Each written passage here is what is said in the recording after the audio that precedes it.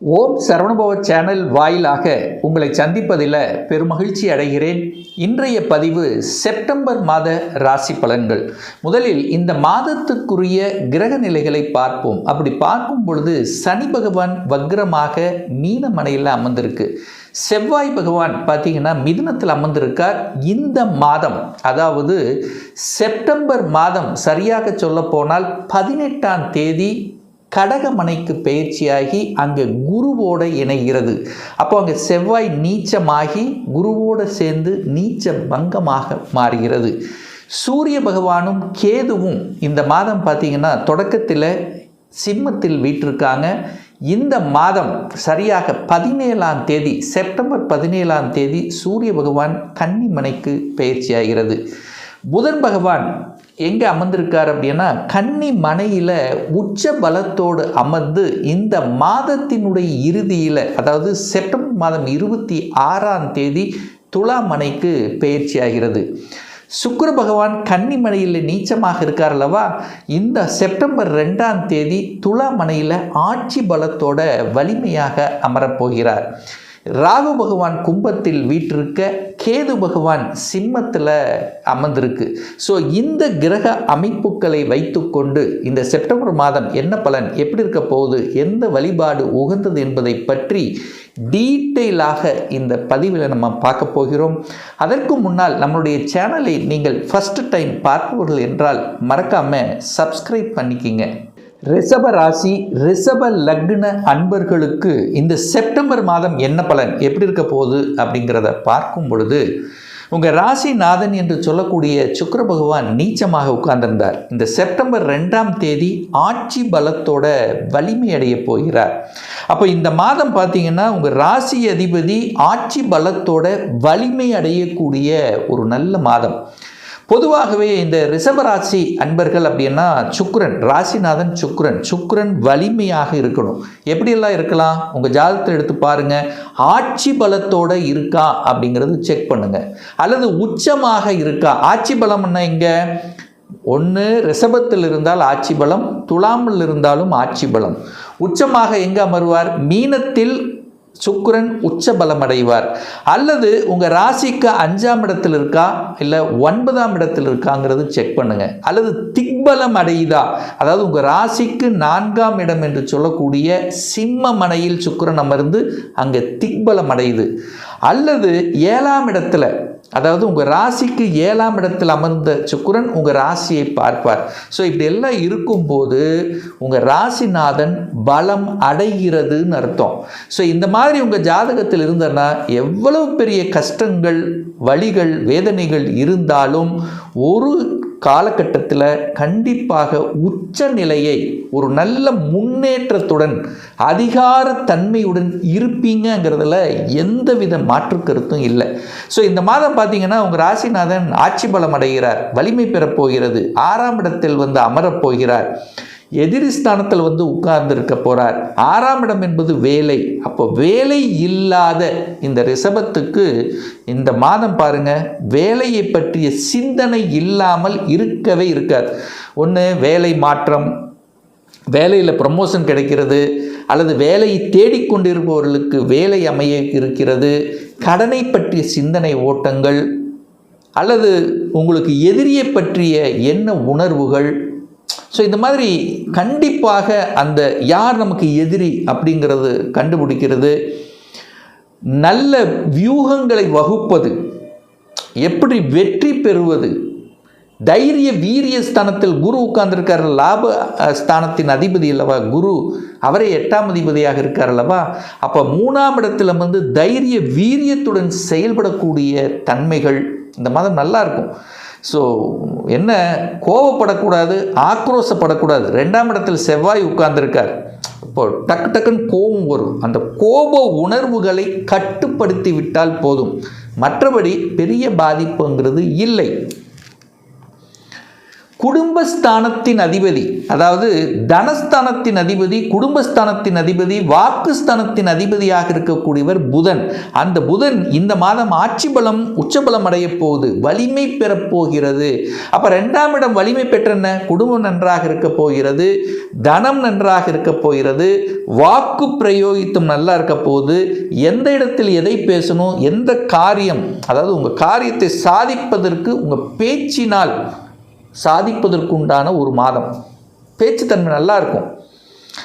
அதாவது 2ஆம் இடம் வலிமை பெறும்போது தனம் கொடுக்கும், பொருளாதார ஏற்றத்தை கொடுக்கும், குடும்பத்தில் இருந்து வந்த கசப்புணர்வுகள் இதெல்லாத்தையும் அப்படியே விளக்கக்கூடிய தன்மைகள்.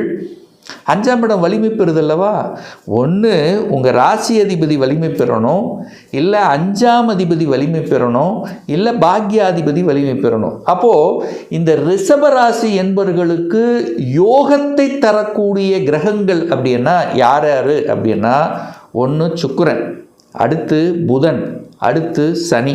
இந்த 3 பேர் தான் உங்களுக்கு யோகத்தையும் அதிர்ஷ்டத்தை தரக்கூடிய கிரகங்கள். இந்த கிரகங்கள் உங்கள் சுய ஜாதகத்தில் எப்படி இருக்குங்கிறது செக் பண்ணிக்கோங்க. இந்த 3 பேர் நல்லா இருந்துட்டாங்கன்னா நீங்கள் வாழ்க்கையில் எவ்வளவு கஷ்டம் வந்தாலும் ஒரு நாள் ஒரு டாப் லெவலில் இருப்பீங்கிறதுல மாற்று கருத்து இல்லை. இந்த மாதம் குரு உச்சமாக உட்கார்ந்திருக்கார், 3ஆம் இடத்தில் உட்கார்ந்திருக்கார். தைரிய வீரியஸ்தானம் பலப்படுகிறது. கீர்த்தி புகழ் என்பது நிச்சயமாக எதிர்பார்க்கலாம். ஏன்னா 8க்குரியவன் தனக்கு 8ல் போய் உட்கார்ந்துருக்கார்.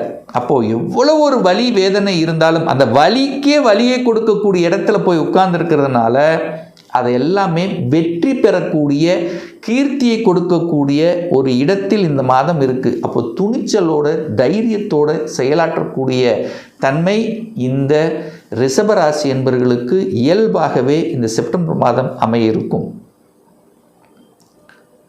சார், வீடு வண்டி வாகனம் வாங்கணும்னு ஆசைப்படுறேன், இந்த மாதம் உகந்த மாதமா அப்படின்னு நீங்கள் கேட்டிங்கன்னா, 4ஆம் இடத்துல சூரியன் அமர்ந்திருக்கார். 4இல் சூரியன் ஆட்சி பலத்தோட வலிமையாக உட்கார்ந்துருக்கு. இது ஒரு நல்ல அமைப்பு தான். மங்களகரமான அந்த செவ்வாய், நிலத்துக்கு காரக கிரகமான செவ்வாய் குருவோடு சேரப்போகிறார். எப்போ சேரப்போகிறது? இந்த 18ஆம் தேதி. அந்த 18ஆம் தேதி குருவும் செவ்வாயும் இணையப் போகிறது. அப்போது இந்த காலகட்டம் பார்த்திங்கன்னா நிலம் சார்ந்த விஷயத்தில் இருந்து வந்த பிரச்சனைகள் தீர்க்கப்படுகிறது. இடம் வாங்குவதற்கு எந்த பிரச்சனை இல்லை, ரூட் கிளியர். இடம், நிலம், வீடு வாங்குவதற்கு, விற்பனை செய்வதற்கும் இந்த காலகட்டம் உகந்த காலகட்டம். ஏன்னா 3ஆம் இடம் தான் விற்பனை. அப்போ அந்த விற்பனை என்கின்ற இடத்தில் குரு உட்கார்ந்து, அப்போ லாபகரம் உண்டு. அப்போ ரியல் எஸ்டேட்டில் இருக்கக்கூடிய இந்த ரிஷபராசி என்பவர்களுக்கு ஒரு உயர்வை தரக்கூடிய ஒரு அற்புதமான ஒரு மாதம். குழந்தை ஸ்தான அதிபதியாக இருக்கக்கூடியவர் புதன். அந்த புதன் வலிமை பெறுகிறது, ஆட்சி பலம் உச்சபலம் அடையுது. குழந்தை காரக கிரகம் உச்சபலம். அப்போது குழந்தைகளால் நன்மை பயக்கக்கூடிய ஒரு மாதம். உங்களால் குழந்தைகளுக்கும், குழந்தைகளால் உங்களுக்கும் நன்மை. அப்போ குழந்தை நினைத்து கவலைப்பட்டு கொண்டிருந்தவர்கள் அந்த கவலையெல்லாம் விலகப் போகிறது. குழந்தையோட சண்டை சச்சரவோடு இருக்கிறவங்கெல்லாம் சமாதானமாக போகிறீங்க, சேரப்போகிறீர்கள் அப்படின்னு நம்ம எடுத்துக்கலாம். அப்போ குழந்தை நலன்கள் திருப்தி கொடுக்கக்கூடிய ஒரு அற்புதமான ஒரு மாதம். திருமணம் எப்படி சார் இந்த மாதம் எப்படி இருக்க போகுது? சுப காரியங்கள் ஏதாவது தடை இருக்கா? குரு 7ஆம் இடத்தை பார்த்துடுறார்.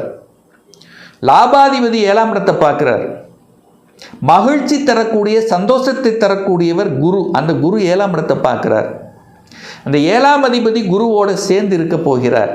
அப்போது கண்டிப்பாக சுப காரியங்கள், மங்களகரமான விஷயங்கள் உங்களுக்கோ அல்லது உங்கள் குடும்ப உறுப்பினர்களுக்கோ நடக்கக்கூடிய ஒரு அற்புதமான ஒரு மாதம் இந்த மாதம் அப்படின்னு நம்ம எடுத்துக்கலாம். பாக்கியம் ஒருத்தருக்கு ரொம்ப முக்கியம். பாக்கியம், அந்த பாக்கியஸ்தானத்தை குரு பார்க்கிறார். குரு பார்த்தால் கோடி நன்மை. ஏன்? காலச்சக்கரத்தினுடைய 9க்குரியவன் தான் குரு பகவான். உங்கள் ஜாதகப்படி 8ஆம் அதிபதி 11ஆம் அதிபதி. அப்போது அந்த குரு பகவான் 9ஆம் இடத்தை பார்க்குறார். அப்ப தன பாக்கியம் கிடைப்பதற்குண்டான அமைப்புகள், தகப்பன் மூலமாக நல்லவைகள், தகப்பனுடைய தொழில் சார்ந்த விஷயங்கள், அதை எடுத்து நடத்துவது, இதெல்லாமே சிறப்பு. என இந்த குரு பகவான் 9ஆம் இடத்தையும் பார்க்கிறார், தகப்பன் ஸ்தானத்தையும் பார்க்கிறது, தகப்பன் ஸ்தான அதிபதியாக இருக்கக்கூடிய சனி பகவானையும் பார்க்குது. அப்போ இந்த ரிஷபத்துக்கு ராஜ யோகத்தை தரக்கூடிய ஒரு கிரகம் அப்படின்னா அது சனி பகவான். அந்த சனி பகவான் புனிதமடைகிறது, அது வக்ரமாக இருக்கு. இது வரைக்கும் எனக்கு பாக்கியமே தரல சார், தொழில் ரீதியாக பெரிய ஒரு முன்னேற்றத்தை தரலன்னா கூட இந்த மாதம் எதிர்பார்க்கலாம். அப்போ உழைப்புக்கு ஏற்ற ஊதியம் கிடைக்க போகிறது.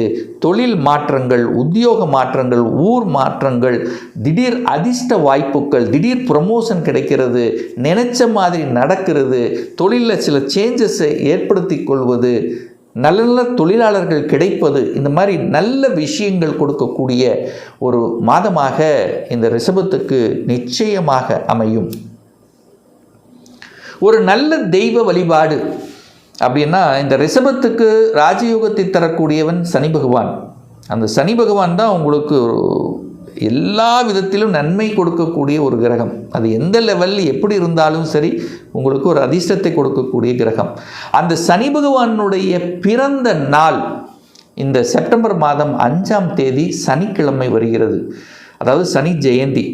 ஸோ அன்றைய நாள் நவ கிரகத்தில் இருக்கக்கூடிய சனி பகவானை சென்று வழிபடும்போது நிச்சயமாக பாக்கியங்கள், தொழில் ரீதியாக ஒரு மேம்பாடு, தொழில் ரீதியாக இருந்து வந்த பிரச்சனைகள், கடன் சார்ந்த விஷயத்தில் இருந்து வந்த பிரச்சனைகள், ஹெல்த் சார்ந்த விஷயத்தில் இருந்து வந்த பிரச்சனைகள், இதெல்லாமே தீரக்கூடிய ஒரு அமைப்புங்கிறது நல்லபடியாக இருக்குது. ஏன்னா அன்றைய தினம் வழிபடும்போது சனி பகவான் என்ன பண்ண போகிறார், உங்களுக்கு நல்லவைகள் நடக்க, அதாவது நல்ல தன்மைகள், நல்ல விஷயங்களை உங்களுக்கு கொடுக்க காத்து கொண்டிருக்கு அப்படின்னு சொல்லலாம். அடுத்து பார்த்தீங்கன்னா செவ்வாய் பகவானுடைய ஜெயந்தியும் இந்த மாதம் வருகிறது. எப்போ சார் வருது அப்படின்னா 12/9/2026 சனிக்கிழமை அன்று செவ்வாய் பகவானுடைய ஜெயந்தி.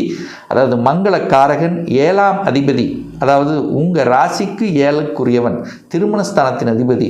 அப்போ திருமணத்தில் தடை இருப்பவர்கள், பிரச்சனை இருப்பவர்கள், கூட்டாளிகளால் பிரச்சனை இருக்கின்றவர்கள், சகோதர வகையில் பிரச்சனை இருக்கின்றவர்கள், நிலத்தில் இடம் சார்ந்த விஷயத்தில் பிரச்சனை இருக்கிறவங்க, வெளிநாட்டு போக முடியலையே என்று ஆதங்கப்படுபவர்கள் அன்றைய தினம் நவ கிரகத்தில் இருக்கக்கூடிய செவ்வாய் பகவானை சென்று வழிபடுவது நிச்சயமாக ஒரு நல்ல மேன்மையை கொடுக்குங்கிறதுல எந்தவித மாற்று கருத்தும் கிடையாது.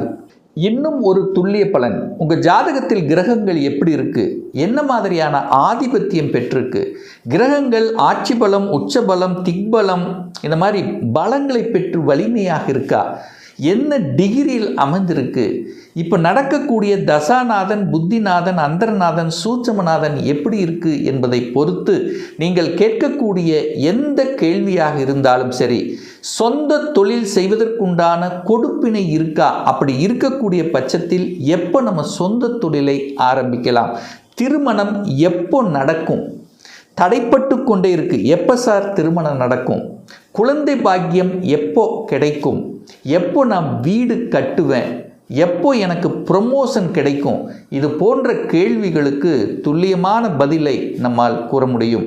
ஒரு பர்சனல் கன்சல்டேஷன் எடுத்துக்கணும், ஒரு சுய ஜாதகம் பார்க்கணும் என்று விருப்பப்படக்கூடிய அன்பர்கள் டிஸ்பிளே தெரியக்கூடிய நம்பருக்கு வாட்ஸ்அப் மூலியமாகவோ ஃபோன் கால் மூலியமாகவோ தொடர்பு கொண்டு அப்பாயின்மெண்ட் பெற்றுக்கொண்டு நேரடியாகவோ அல்லது ஆன்லைன் மூலமாகவோ கன்சல்டேஷன் எடுத்துக்கலாம். நம்மளுடைய அலுவலகம் கோயம்புத்தூரில் அமைந்துள்ளது. அதாவது கோயம்புத்தூரிலிருந்து மேட்டுப்பாளையம் செல்லும் வழியில் வெள்ளக்கிணர் பிரிவு அன்னபூர்ணா ஹோட்டலுக்கு அருகாமையில் அமைந்துள்ளது. பிரியர் அப்பாயின்மெண்ட் பெற்றுக்கொண்டு நேரடியாக கன்சல்டேஷன் எடுத்துக்கலாம். இந்த நிச்சயமாக இந்த பதிவு உங்களுக்கு யூஸ்ஃபுல்லாக இருக்குங்கிறதுல மாற்று கருத்து கிடையாது. மீண்டும் ஒரு நல்ல பதிவில் உங்களை சந்திக்கும் வரை உங்களிடமிருந்து விடைபெறுவது உங்கள் அஸ்ட்ராலஜர் டாக்டர் சதீஷ்.